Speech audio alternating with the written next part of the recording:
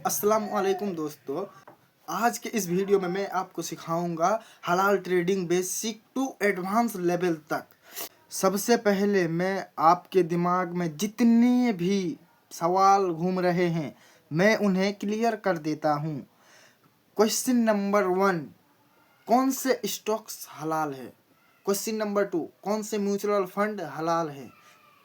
जब मैं खुद और आप भी फ्यूचर और ऑप्शन एंड इंट्राडे ट्रेडिंग नहीं कर सकते तो फिर हलाल ट्रेडिंग कैसे पॉसिबल है? बेफिक्र रहो, डे ट्रेडिंग कौन सा हलाल है ये जानकारी भी मैं आपको दूँ। और इस वीडियो के आखिर में मैं आपको ऐसी बात बताऊंगा जिसे समझने में मुझे खुद 1 साल लग गए थे।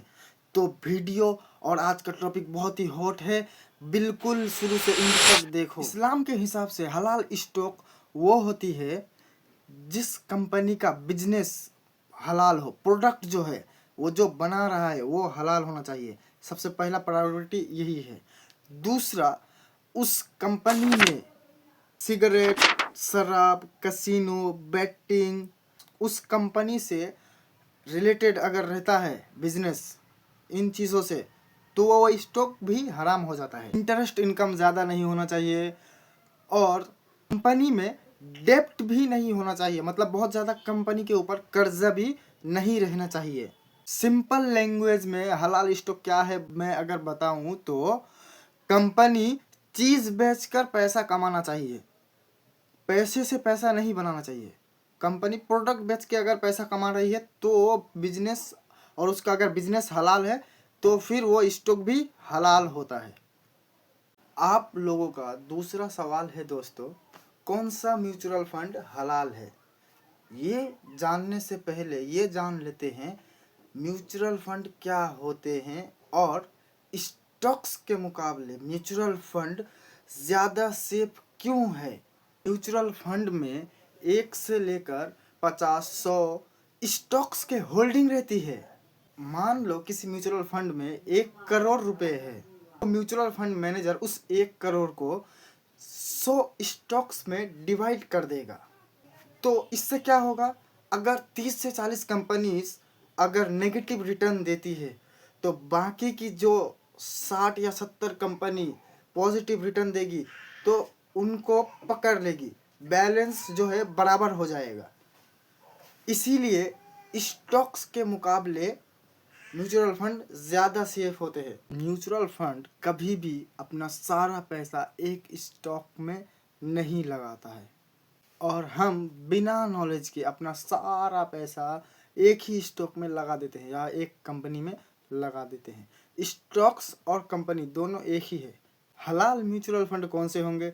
जिस म्यूचुअल फंड के पास हलाल स्टॉक्स के होल्डिंग होगी वही म्यूचुअल फंड हलाल है। मुझे इंडियन स्टॉक मार्केट में जहाँ तक पता है 2 म्यूचुअल फंड है हलाल। पहला टाटा इथिकल फंड, दूसरा ताउरस इथिकल फंड। और मैंने जहाँ तक रिसर्च की है एक ETF भी हलाल है जिसे मैं वीडियो के एंड में बताऊंगा ETF का नाम। तो वीडियो के एंड तक बने रहो। आप लोगों का तीसरा सवाल है हलाल ट्रेडिंग कैसे कर सकते हैं। ये जानने से पहले ये जान लेते हैं क्या नहीं कर सकते। Future and option intraday trading आप नहीं कर सकते हो। आखिर क्यों फ्यूचर एंड ऑप्शन इस्लाम में हराम है, हम ट्रेड नहीं कर सकते, और इंट्राडे ट्रेडिंग भी, क्योंकि इनका जो स्ट्रक्चर है वही प्रोसेस जो है वही हराम है। कॉन्ट्रैक्ट बेस्ड में कोई भी सामान इस्लाम में जायज़ नहीं है। अगर आप कोई भी सामान खरीदते हो पैसा देते ही तुरंत वो चीज़ आपके कब्ज़े में आना चाहिए। ये इस्लाम का सीधा कॉन्सेप्ट है।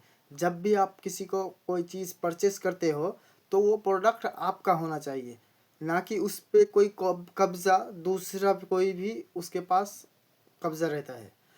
अगर आप फ्यूचर एंड ऑप्शन लेते हैं तो आपके पास एक एक्सपायरी डेट आता है। एक हफ्ते का या फिर एक महीने का, आप जितने भी दूर की एक्सपायरी चूज़ करोगे उस हिसाब से एक्सपायरी आता है।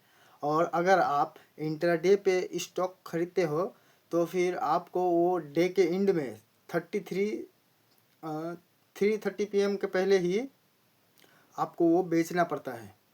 तो ये भी एक कॉन्ट्रैक्ट बेस्ड है। अगर आप नहीं सेल करते हो तो वो कंपनी ऑटोमेटिक पोजीशन हटा देता है, स्टॉक ब्रोकर जो है।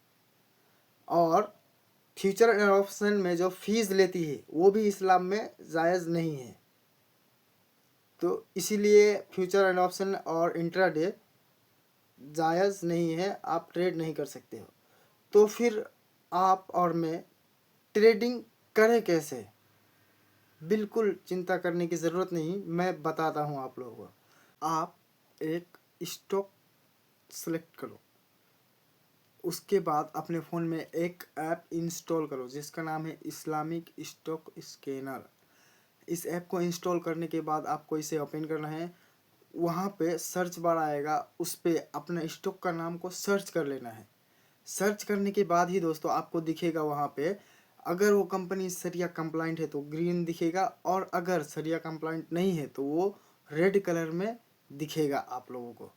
अगर आपका स्टॉक ग्रीन कलर में यानी शरिया कंप्लाइंट आ रहा है, तब आप उस स्टॉक के चार्ट को एनालाइज करो और अपने स्ट्रेटजी बैक टेस्टिंग करो।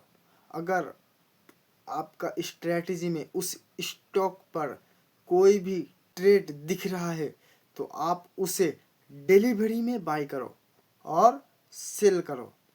आप जो है डिलीवरी में ही बाय कर सकते हो एक स्टॉक को और सेल कर सकते हो। और ज़रूरी है वो स्टॉक हलाल होना चाहिए, तभी आपकी इनकम जो है हलाल बनेगी।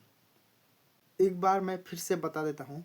सबसे पहले आप स्टॉक हाई वॉल्यूम वाले स्टॉक को ढूंढो, उसके बाद इस्लामिक स्टॉक स्कैनर में उसे देखो शरिया कंप्लाइंट है या फिर नहीं है। फिर वह आपको अपने ब्रोकर पे आके उसका चार्ट एनालिसिस करना है उस स्टॉक का। अगर आपके फेवर में कोई ट्रेड दिख रहा है तो आप उसे डिलीवरी में बाई करो और सेल करो। आप शॉर्ट सेलिंग भी मत करो और सेल भी मत करो, आप बाई का बेच खरीदो और बेचो, इतना ही करो, बस इतना ही जायज़ है। जो बात मैंने वीडियो के शुरू में बताया था कि मैं एक बात बताऊंगा आखिर में, दोस्तों मैं वो बताने जा रहा हूँ।